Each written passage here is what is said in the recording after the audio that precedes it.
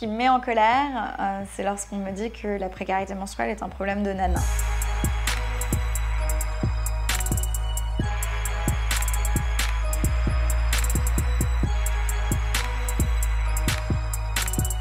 Je m'appelle Tara, j'ai 27 ans, je suis la fondatrice et directrice générale de Règles élémentaires. Règles élémentaires, c'est la première association française de lutte contre la précarité menstruelle.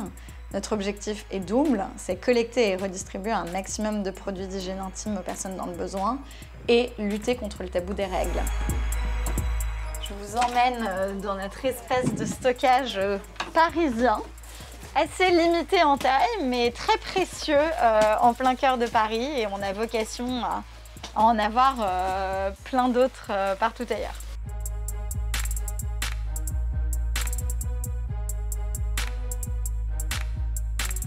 La précarité menstruelle, c'est la difficulté économique pour certaines personnes de se procurer des produits d'hygiène intime, soit tout court, soit en quantité suffisante. Ça concerne bien évidemment des femmes sans abri, des femmes SDF, mais aussi des travailleuses pauvres, des étudiantes précaires, des familles monoparentales. La précarité menstruelle a de multiples conséquences dramatiques, aussi bien sur le plan psychologique, avec un sentiment de honte, de gêne, d'humiliation, que physique avec des infections et des maladies pouvant entraîner jusqu'à la mort dans les cas les plus graves de syndrome du choc toxique.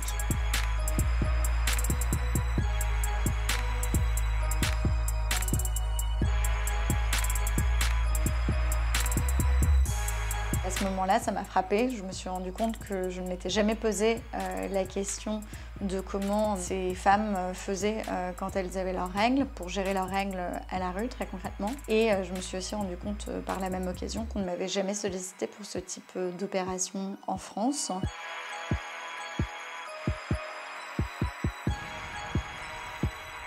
Et la réponse était une énigme, hein. C'était bah oui, on n'y a pas pensé. Et donc je me suis dit que si collectivement on n'y avait jamais pensé, c'était soit qu'il n'y avait pas de besoin, soit qu'il y avait un énorme tabou. Et malheureusement, l'expérience a montré que c'était un énorme tabou. Je me suis dit que j'allais m'attaquer à ce problème et j'ai lancé la toute première collecte de produits d'hygiène intime en France en novembre 2015 dans l'université où je faisais mes études.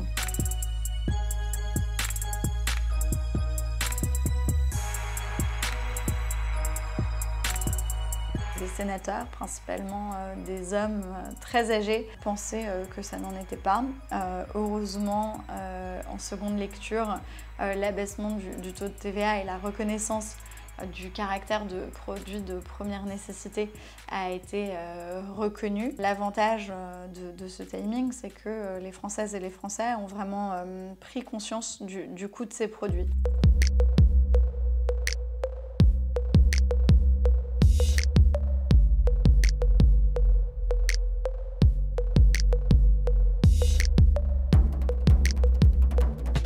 On a obtenu la gratuité des protections périodiques en prison. On a obtenu qu'à la rentrée 2021, des distributeurs soient installés dans toutes les universités de France afin que les étudiantes aient accès gratuitement à des protections d'hygiène intime de qualité.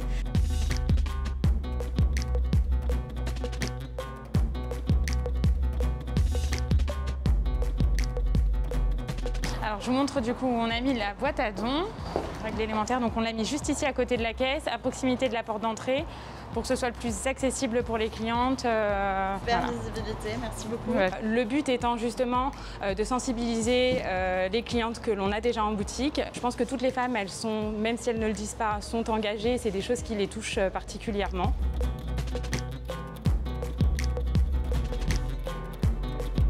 Engagez-vous, faites une collecte, allez donner à un point de collecte. Il y a vraiment 1001 façons de s'investir et on a besoin de vous parce que la précarité menstruelle et la lutte contre ce fléau, ça nous concerne toutes et tous.